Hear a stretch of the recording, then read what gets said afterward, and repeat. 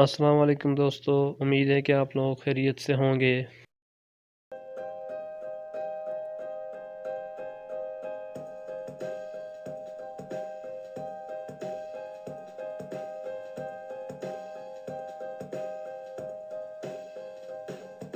दोस्तों, इससे पहले कि आज का लेसन स्टार्ट करें, अगर आप इस चैनल पर नए हैं तो चैनल को ज़रूर सब्सक्राइब कर लें और बेल आइकन को प्रेस करना ना भूलें ताकि आने वाली हर नई वीडियो सबसे पहले आपके नोटिफिकेशन में आ सके। Words are divided into different kinds or classes according to their use in a sentence are called dash। इसका आंसर है पार्ट्स ऑफ स्पीच। अल्फाज को जुमले में उनके इस्तेमाल के मुताबिक मुख्तलिफ इकसाम और क्लासेस में तकसीम किया गया है जिन्हें पार्ट्स ऑफ स्पीच कहा जाता है। The parts of speech are dash in number. तो इसका आंसर है 8। पार्ट्स ऑफ स्पीच 8 हैं। दे आर नाउन, जिसमें से पहले को नाउन उर्दू में इसम कहा जाता है। दूसरा प्रोनाउन, जिसे उर्दू में इसमें ज़मीर कहते हैं। तीसरा वर्ब, जिसे फ़ेल कहा जाता है। चौथा एडवर्ब, जिसे उर्दू में मुतल्लक फ़ेल कहते हैं। पांचवा एडजेक्टिव, जिसे उर्दू में इसमें सिफ्त कहते हैं। और छठा प्रीपोजिशन, जिसे उर्दू में रूफ़े जार कहा जाता है। सातवां कंजक्शन, जिसे हरूफ अतफ़ कहते हैं। और आठवां जो है ये इंटरजेक्शन है, जिसे हरूफ निदाइया या फ़िजाइया भी कहा जाता है। Dash is a word used is the name of person, place, thing और आइडिया। इसका आंसर है नाउन। वो लफ्ज़ जो किसी आदमी, किसी जगह या किसी चीज़ के नाम या किसी आइडिया को ज़ाहिर करे तो उसे नाउन या इसम कहा जाता है। For example, Akbar was a great king. तो इस सेंटेंस में अकबर जो है ये आदमी को ज़ाहिर कर रहा है, आदमी का नाम है, तो अकबर जो है नाउन है। Islamabad is a beautiful city. तो इस सेंटेंस में इस्लामाबाद जो है ये जगह के नाम को ज़ाहिर कर रहा है, तो इस्लामाबाद जो है ये नाउन है। इसी तरीके से द रोज़ स्मेल्स स्वीट। तो इस सेंटेंस में रोज़ जो है ये नाउन है। A dash is a word used instead of a noun. तो इसका आंसर है प्रोनाउन।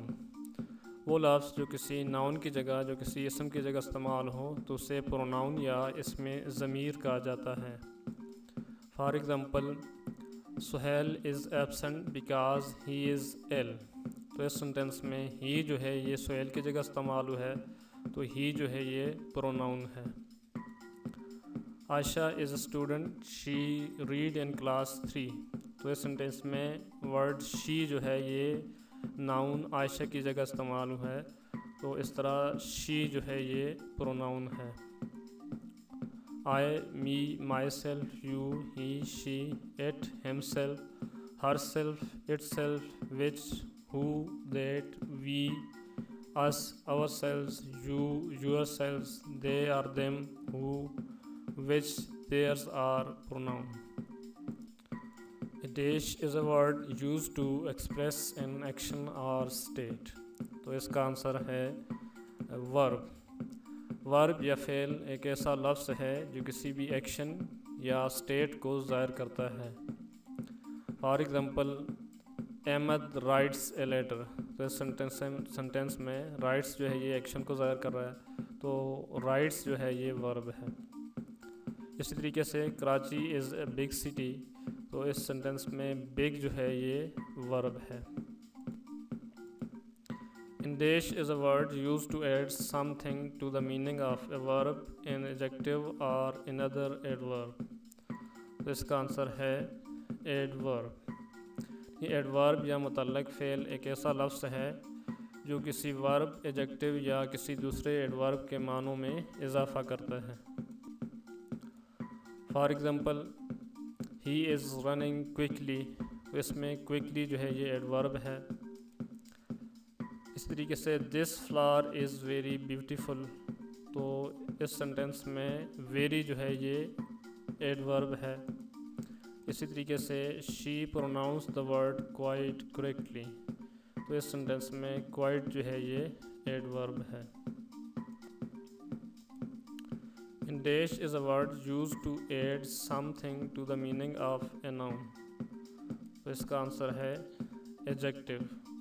एडजेक्टिव या इसमें सिर्फ एक ऐसा लफ्ज़ है जो किसी नाउन के मानों में इजाफा करता है। For example he is a brave boy. तो इस सेंटेंस में ब्रेव जो है ये एडजेक्टिव है। इसी तरीके से there are 20 boys in this class. तो इस सेंटेंस में 20 जो है ये एडजेक्टिव है। डैश इज़ अ वर्ड और group of words used before a noun, pronoun or noun phrase to show direction, time, place, location, relationships or to introduce an object। तो इसका आंसर है प्रीपोजिशन। यानी प्रीपोजिशन या हरूफ jar ऐसा लफ्ज़ या अल्फाज का मजमूआ है जो किसी नाउन, प्रोनाउन, नाउन फ्रेज से पहले इस्तेमाल होता है और उसकी डायरेक्शन, उसका वक्त, जगह, लोकेशन, उसका ताल्लुक़ ज़ाहिर करता है या किसी भी ऑब्जेक्ट को इंट्रोड्यूस करता है। For example there is a cow in the garden. तो इस सेंटेंस में इन जो है ये प्रीपोजिशन है। इसी तरीके से he is sitting by the tree. तो इस सेंटेंस में बाय जो है ये प्रीपोजिशन है। इसी तरीके से the cat jumped over the wall. तो इस सेंटेंस में ओवर जो है ये प्रीपोजिशन है। Dash is a word use to join words और सेंटेंसेस। तो इसका आंसर है कंजक्शन। कंजक्शन या हरूफ अत्फ ऐसे अल्फाज हैं जो अल्फाज को या सेंटेंसेस को आपस में जोड़ते हैं। For example Faisal and Ali are cousins. तो इस सेंटेंस में एंड जो है ये फैसल और अली जो दो नाउन हैं, दो वर्ड्स हैं, उनको आपस में जोड़ रहा है। तो एंड जो है ये कंजक्शन है। इसी तरीके से I ran fast but miss the train. तो इस सेंटेंस में बट जो है ये दो सेंटेंसेस आई रैन फास्ट और मिस द ट्रेन, ये जो दो सेंटेंसेस हैं इनको आपस में जोड़ रहा है। तो बट जो है ये कंजक्शन है। Dash is a word which expresses some sudden feeling. तो इसका आंसर है इंटरजेक्शन।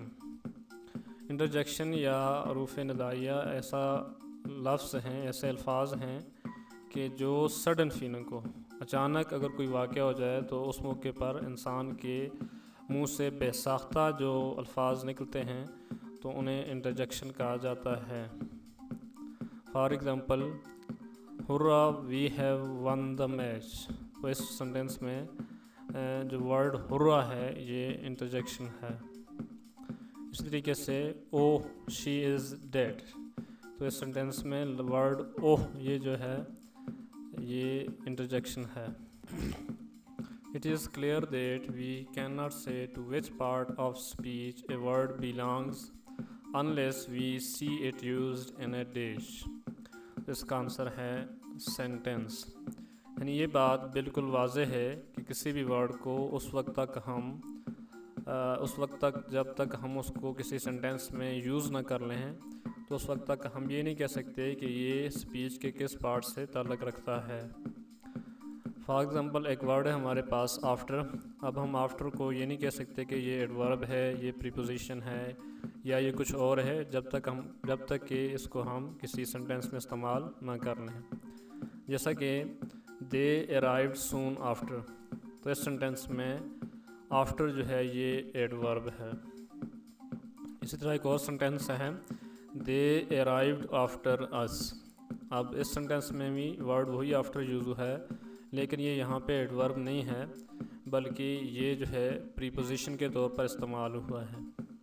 इसी तरह एक और सेंटेंस है they arrived after we had left.